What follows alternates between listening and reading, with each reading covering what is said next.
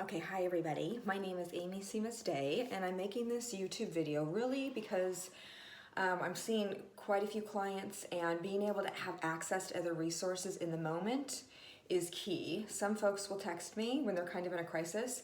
I'm not always available. I have like 60 plus clients, and that's just nutty. So I thought that maybe it'd be really cool to create a video, at least for my clients to access, and then if anybody else sees it and it helps, super awesome. The stuff I'm going to be going over, and I'm actually going to do like 5 or 6 segments. Today I'm going to be talking about the brain and trauma and triggers and what to do when you get in that triggered place in your head and what's really going on in the brain. This stuff is actually so important to know, and in reality we should have been taught it when we were in 5th grade. And I teach 5th graders this, and they go, oh my gosh, and they tell their friends about it, and it changes everything for them. It really teaches them kind of how to manage stuff in the moment. So I'm gonna go ahead and dive in right now. We're gonna talk a little bit about the brain and what happens in the brain when we get triggered or traumatized. Okay, so we've got a human brain right there. Now, there's an area in the brain, and it's known as the reptilian brain, okay? And it's right about here in this lower region right at the brainstem. And the reason why it's called the reptilian brain, and actually instead of writing it all out, I'm just going to put our brain. It's because it's what we have in common with reptiles, and all animals have this. This part of the brain is actually incredibly crucial because it deals with survival, okay? This brain, only 3 responses available to it, and that is, and I'm sure most of you guys know this, but it's the fight, flight, freeze response. All right, and that's it. That's the only thing that this part of the brain can do. And so if a lion were to walk in, immediately it would be like, I'm either gonna kick its butt, I'm gonna jump out the window, or I'm gonna freeze so it doesn't see me. Everything else, all other options aren't even available, okay? So this part of the brain, we know all it cares about is survival, okay? And like all other animals, physical survival is key.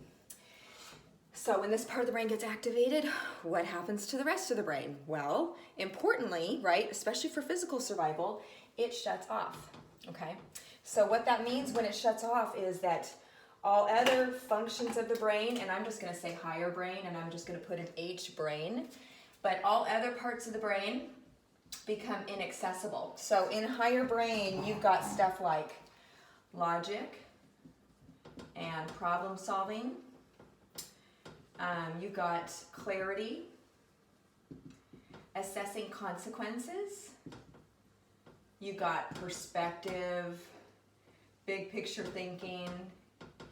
All that stuff happens in the higher brain, okay? And again, when a lion is there or a man with a knife, that stuff does not matter. It matters surviving. So it's so important for that reptilian brain to kick in and for everything to get shut off. And by the way, when this happens, it's not like you're aware of it. It's very unconscious, okay? Because it's primal. So this part of the brain kicks in, everything else shuts off. Okay, so now with human beings, this is the part that really kind of sucks.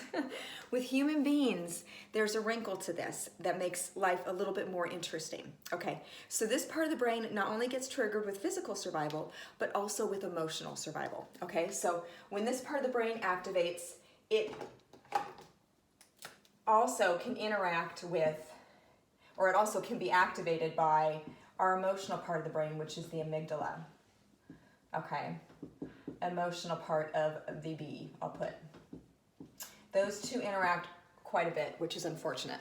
So now for those of us that have experienced trauma growing up, so maybe you've had abuse, physical, emotional, sexual, obviously the reptilian brain is going to kick in because that is kind of a threat to physical survival. So when you have an emotional situation or even a physical situation where there's abuse happening, what happens is this part of the brain activates, super important, right? And a lot of times for people that have experienced abuse, they'll talk a lot about freezing in the moment or not being able to remember the details.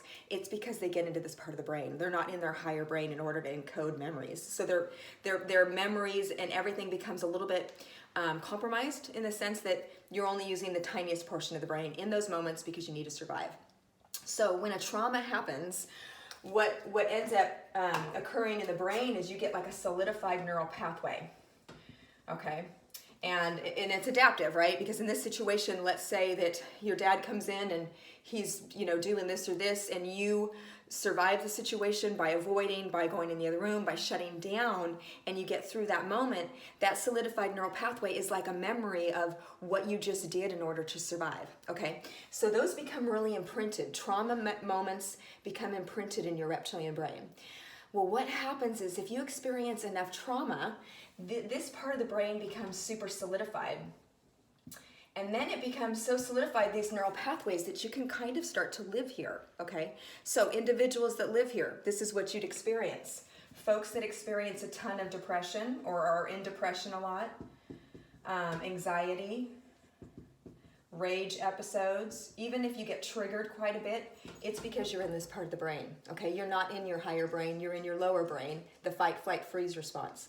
So there's an issue with that, so we're gonna talk about that. So in the moment when there's a trauma, really important to be in reptilian brain because you need to survive, okay? Later on though, if you're just walking about or whatever and you're in a safe place, what happens to us, and those of us that have experienced a lot of trauma, is we still stay in this part of the brain. It's become so activated that it's become our second nature way of being. So this is a piece that's really important to go into. When physical survival is threatened, this part of the brain gets activated. When we have an emotional situation, right, that let's say your boyfriend yells at you, or you find out that your friend betrayed you, or you find out that, I don't know, you're losing your job or something like that, this part of the brain gets activated. So there's an issue when it's an emotional thing, when this part of the brain gets activated, and the reason why is because you don't have access to this higher brain stuff. So if you're fighting with your friend or your boyfriend or your coworker or even your boss, it would be great if you had access to problem solving, assessing consequences, big picture thinking. It would be awesome. Okay, now this is the piece that's really important, and this is the biggest piece that we're going to talk about today.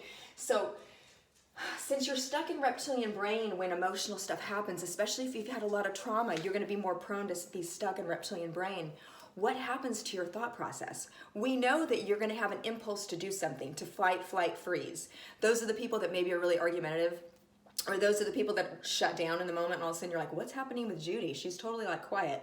It's because she's probably in fight, flight, freeze. Okay, so what happens to our quality of thought though and consciousness is the piece that's really important, because this is going to help you to identify when you're in reptilian brain, and it's going to help you to figure out what you need to do to manage it. Okay, so the first thing to know about your thoughts when you're in reptilian brain is that they become highly distorted, okay?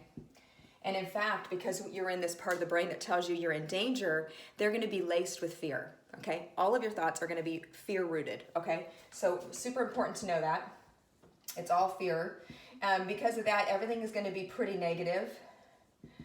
I hear people slip into kind of this mode when they'll say stuff like, God, everything's horrible. It's always going to be horrible. It's never going to get better. And actually that keys you in when they use words like always, never, nobody, everybody. You're in reptilian brain, okay? Because we get very all or nothing. We get very life or death because, again, it's survival mode. So using words like always, never, nobody, everybody, right? And also because you're in this part of the brain and it tells you you're in danger, pretty much everybody around you, for the most part, is kind of your enemy. You're going to feel really alone. You're going to feel really isolated. You're going to feel like nobody gets you. Again, nobody, right? And if you're in a relationship and you're battling with your partner, they'll probably become your enemy. And we're going to do a segment on reptilian brain in relationships because it's really... it shows up constantly for us, right? That's why we battle. I think that's also why the divorce rate is 50%, because this part of the brain kind of rules a lot when we're in relationships. So we're going to have a whole segment where we talk about that. So yeah, like I said, people around you become your enemy. Okay, so you got distortions, you have fear, negative thinking, always, never, nobody, everybody. Everybody around you is your enemy. And it's just, and this is probably the biggest part of it. Okay, so you have all these thoughts going on in your head when you're in this part of the brain, right? And in reality, it's not really designed to think, it's designed to do. It's designed to beat up that lion, to jump out the window, to freeze. It's not designed to think. Reptilian brain is not. And the reason why is because this part of the brain is so itty bitty, it represents 2% of your brain, okay? Roughly.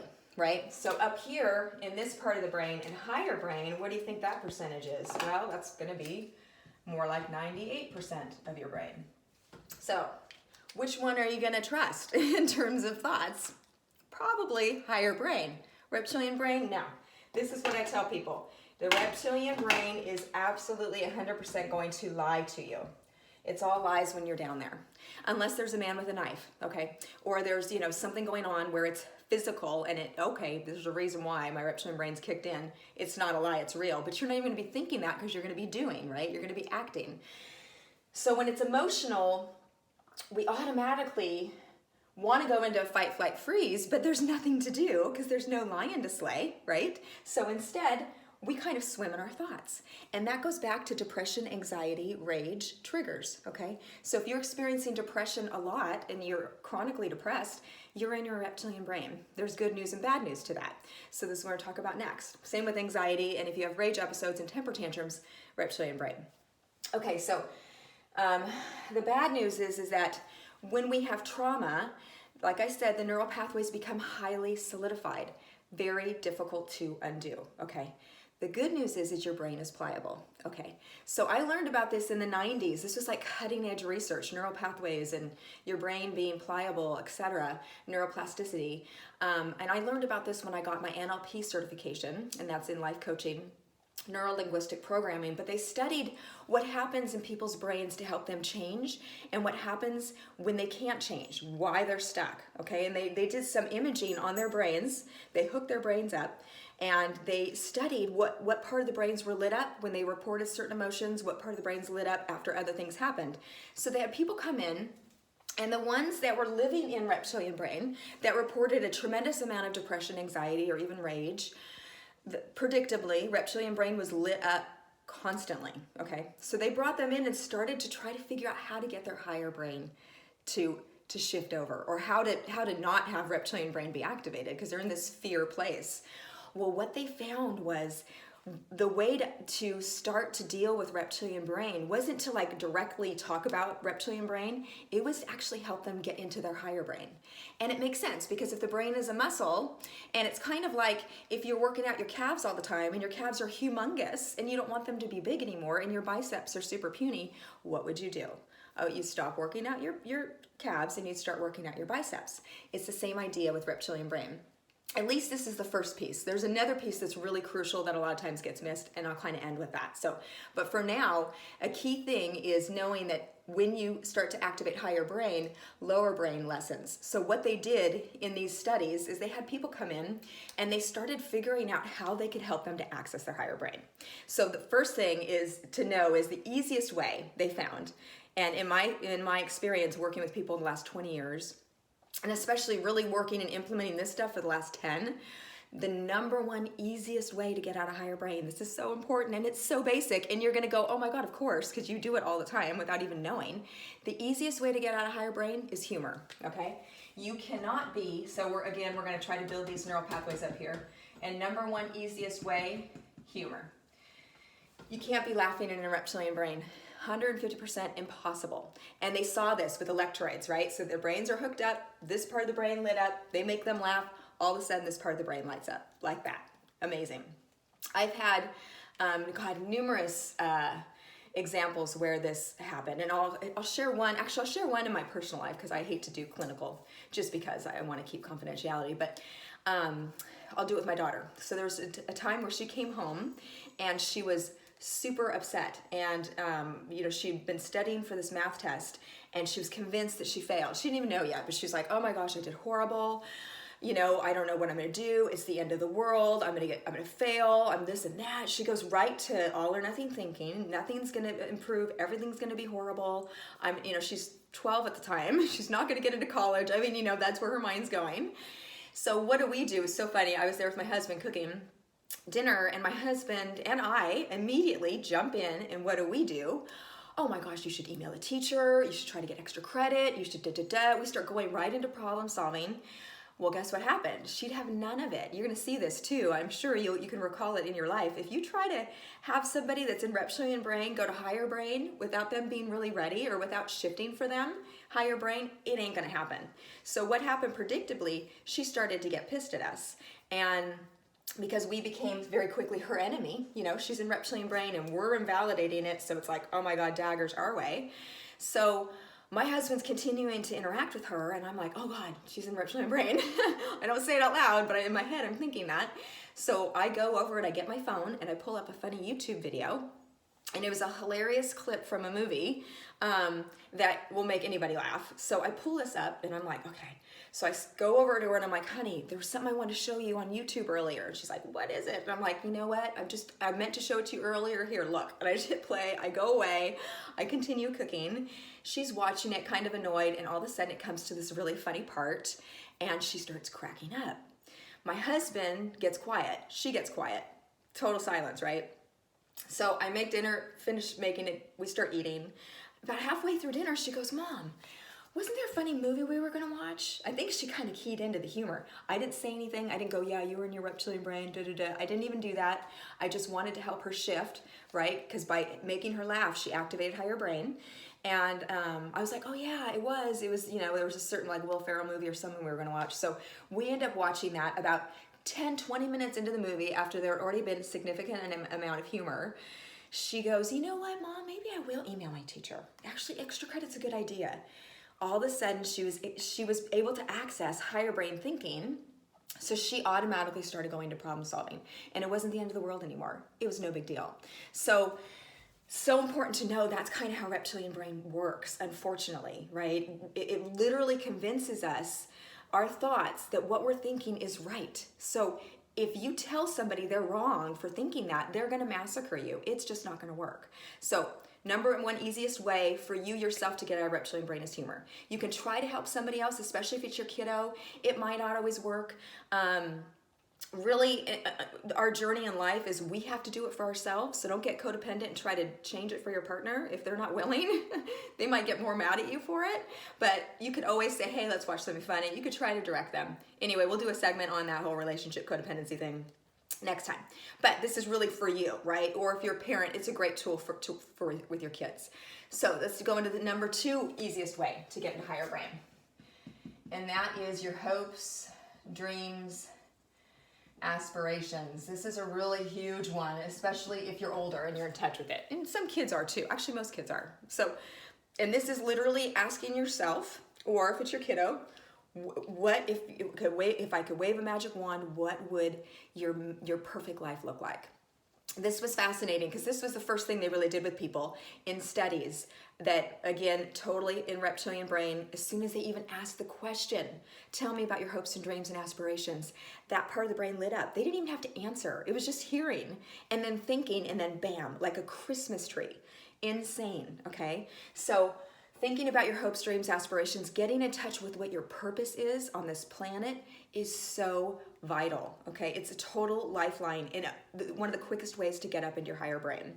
So next is gonna be, I like doing this one. It's the I love list. And it literally is, and you could do this in your car, and by the way, I do, especially because I live in the Bay Area and traffic's nuts, okay? So I will think about, if I start to get stressed out or whatever, I start to think about all the things that I love. You know, I love connecting with people. I love being in the mountains and how fresh that air feels. When you're thinking about that, what the I loves are, feel it like it's happening. You know, actually access a memory even better. So, you know, snuggling with my dogs, watching a movie with my daughter. I love looking at the stars, like when I'm in Nevada, and it's just amazingly beautiful. Think about all the amazing things that you love. Ideally activities, right, or moments in time, experiences, because when you do that, your higher brain is activating, right? It's so cool. So, you know, research has shown your brain can't tell the difference between an experience and reality. So this is another piece that's actually really important to know. When you are thinking about your hopes, dreams, aspirations, or when you're laughing, or when you're thinking about all the things that you love, you're obviously activating your higher brain, and your neurotransmitters are getting flooded with the serotonin and the dopamine. All the feel-good neurotransmitters start dousing your brain. So you're literally getting a shot of meds. Okay, so this is really huge. Most people use drugs for that, or they have to get prescription meds, which there's nothing wrong with prescription meds, but you can do quite a bit on your own. Okay, now if you're suffering if you're clinically depressed or unbelievably anxious and paralyzed, obviously you're going to be working with a therapist and you're going to be seeing a doctor. Okay, but if it's something that you can do on your own, there's a tremendous amount, right, that you can do just by thinking. But you have to be diligent, and it's all about, doing it on a consistent basis. So I'll talk about more about that in a minute. So the next thing, so the I love list, you're going to list like 10 things that you really love, and you're just going to think about them. I had it was a experience that I had probably about a year ago. And I was driving and I was in a great mood. I was in higher brain without a doubt. And all of a sudden I started to feel yucky, right? So the feeling, by the way, keys you in. If you feel yucky, you're in reptilian brain. If you feel good, higher brain. It's almost as simple as that. I started feeling really yucky and I'm like, oh God, what was it? I was replaying this moment in my mind that I had with a previous supervisor years ago. I was obviously in my reptilian brain and they were too, but I started thinking about it and I started kind of feeling bad.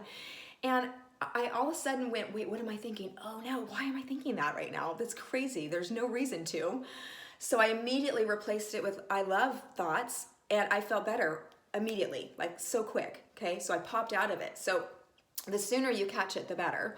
So a next way to get out of lower brain into the higher brain is doing a daily either gratitude list, or you list out maybe in the morning or at the end of the day all the things you're grateful for, or a gratitude meditation. And I love this one, and this is where you lay down at the end of your day and you scan your day from beginning to end, only looking for positive stuff. Because especially if we're depressed or we're anxious, we kind of key into all the negative, because that's just cognitive dissonance. We just notice what state we're in.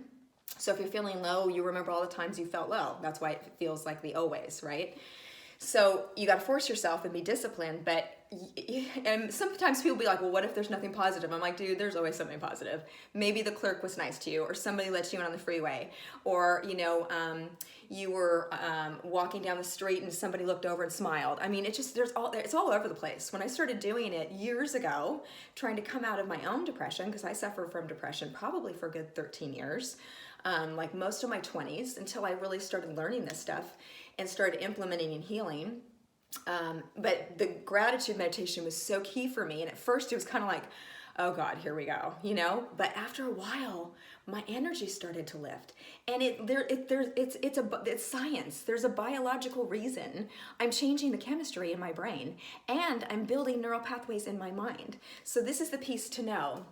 So you have the gratitude list. But the more activities you do that are higher brain, the more you are using this muscle.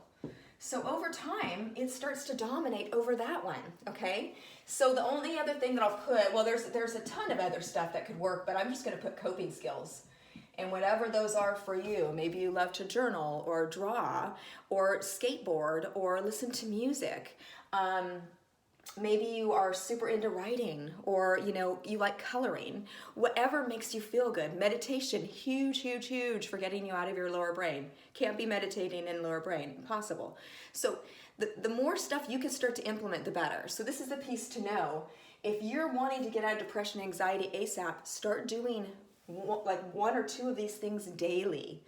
And what will happen is it'll start to dominate over the reptilian brain. So this is the piece.